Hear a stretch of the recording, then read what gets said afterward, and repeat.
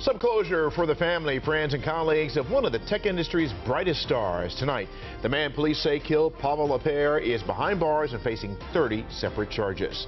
Hello, everyone. I'm Vic Carter. And I'm Rick Ritter. Welcome to those of you watching on CBS News Baltimore and right here on WJZ. Well, it was late last night when police say U.S. Marshals pinged Jason Billingsley at a train station in Bowie, and then a SWAT team took him into custody. While it didn't take long for law enforcement to find Billingsley, there are many questions tonight about why this repeat offender was out of prison in the first place and why police didn't warn the community about him sooner. Hey, WJZ staying on top of this story for you with continuing coverage tonight. Dennis Valera has reaction from the community on this arrest. But let's begin with WJZ investigator Mike Halgrim with more on these cases, including Billingsley's criminal ties to another investigation. Mike. Vic and Rick, he's charged with a rape and arson in West Baltimore. Really brutal crime. We were looking at the charging documents where he tied up the victims and set them on fire. There was also a child who witnessed it all. Now, police knew Billingsley was tied to both of these crimes, but initially failed to disclose that publicly. And tonight they're defending their actions.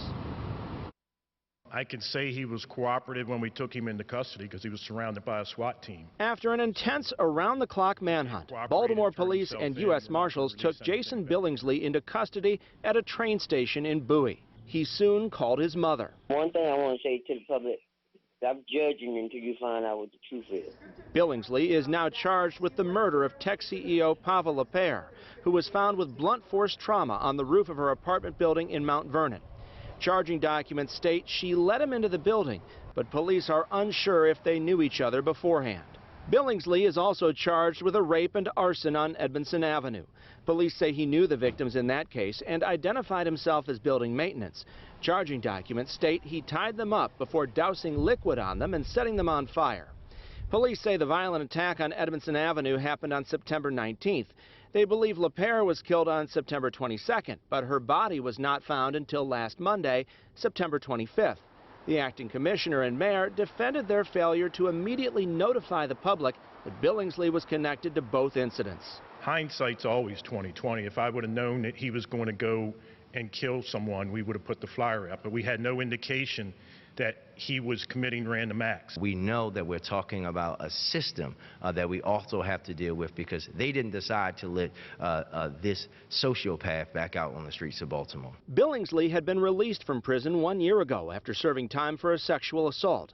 He was sentenced to 30 years for that crime, but a plea deal, which the judge reluctantly accepted, suspended all but 14 years. He was then given good time credits that mandated his release after only 9 years. Rapists shouldn't be let out early, period. The state's attorney called the early release and plea deal a systematic failure of the justice system and says he will now ask for Billingsley to serve life without parole. Our hope and goal is if this individual is found guilty in a court of law, that this individual will never get out. Now, State's Attorney Bates says lawmakers need to look at reforms to this good time credit system. He also says he plans to ask for the maximum possible sentence for Billingsley, life without parole. Reporting live at City Police Headquarters, Mike Halgren, WJZ. Beyond disturbing. Mike, thank you.